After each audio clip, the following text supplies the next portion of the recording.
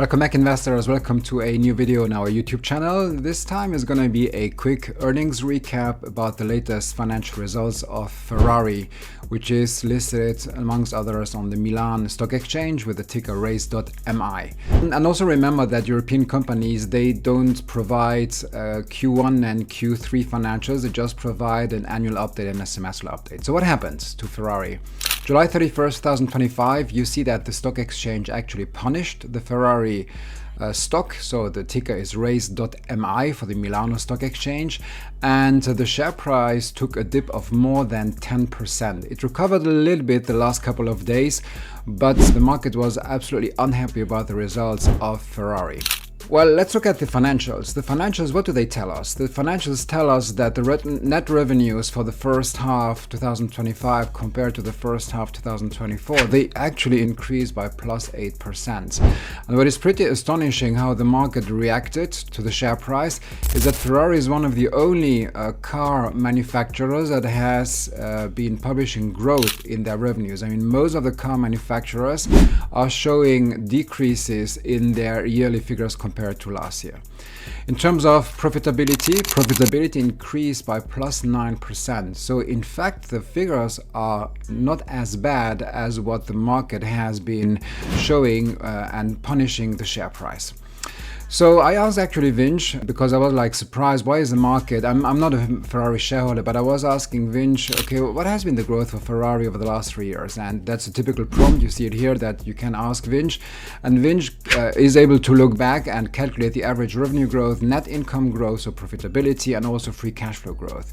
And what you can see, and this made me understand why the market has punished the Ferrari share, and the share price took a dip, because in fact probably the investors, the shareholders in Ferrari, were expecting it to keep the pace of growth that it was producing over the last couple of years. So probably they felt that the share is now overpriced, because Ferrari will not be able to sustain the growth rates that you see here, which are, if you look at revenue growth, net income growth, and free cash flow, are around 20% in fact in average for the last 3 years. And here reminder was plus 8 and plus 9% for the profitability, so plus 8 for the revenues.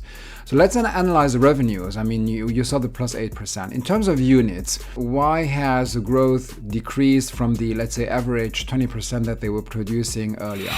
Well, first of all, you see that mainland China, Hong Kong and Taiwan took a dip in terms of units sold for the last 6 months. So you see that there we had a minus 14% versus the previous year.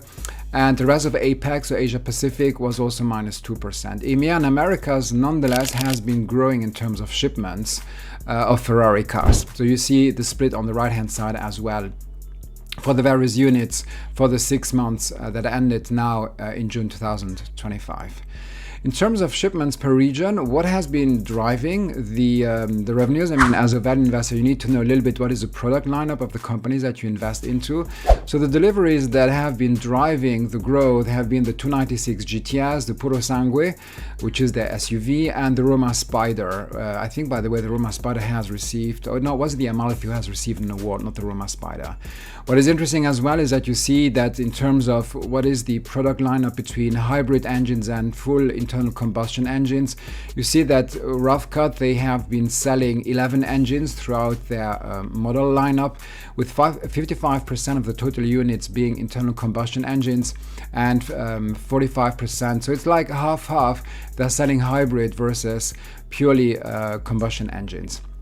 Well, of course, it's also now coming up, has not been driving the revenues of the last semester, but it's actually now starting to come up. This has been discussed in the earnings call by the CEO, is the 12 Cilindri, the Amalfi, I think that's the one who received an award, and the SF90 model. One of the things when you look at the revenues, when you analyze the growth of rough cut plus 8, plus 9% that has been contributing to the revenues, you in fact see that it's not the cars and the spare parts, which is the cash cow of Ferrari, let's be very clear.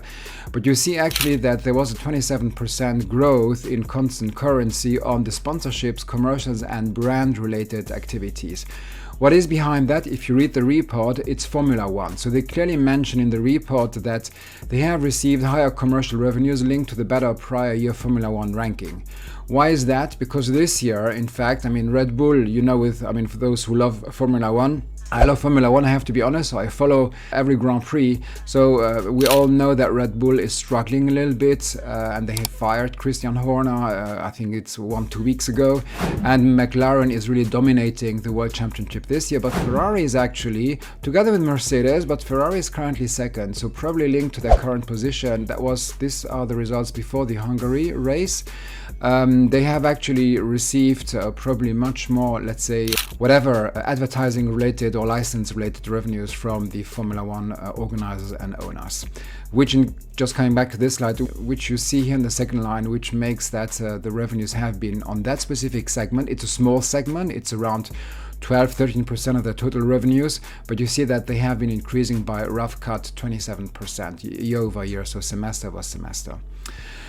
The financials, I mean, of course, I was interested when you see that the share price has taken a hit of more than minus 10%, and you see that the company is still growing at +8, +9%, being one of the only car manufacturers.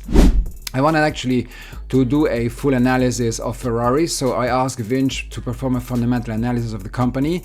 And so you see here the ticker again, raise.mi, and I tried to put together what Vinci has been showing me. So first of all, for those who follow us, and specifically for all our users of Vinci, you know that now already in the fundamental analysis we provide the reliability of the financials. The reliability of financials is good.